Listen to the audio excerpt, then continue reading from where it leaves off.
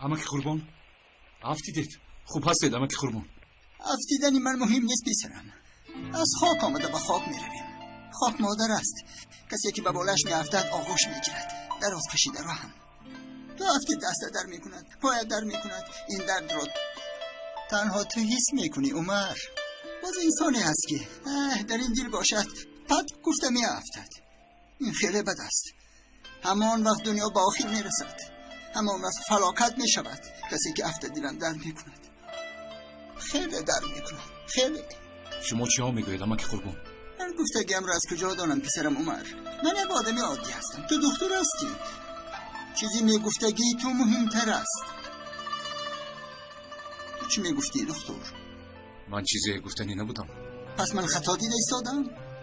قهر تو را اسیر کرده است، همه وقت از پست میگردد.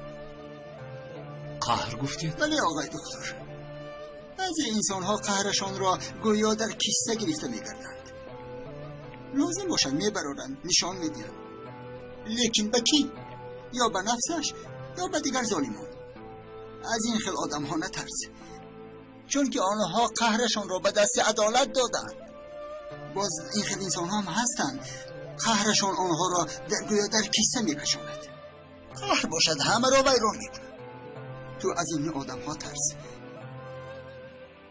تو به فکرم از کسی در غضب هستی، خیلی در غضب هستی. گوش کن دکتر، قهر و غضب به مانند شمال است. شمال باشد طوفان به وجود می آورد. باز نگویی که نگفت. و من خداحافظ.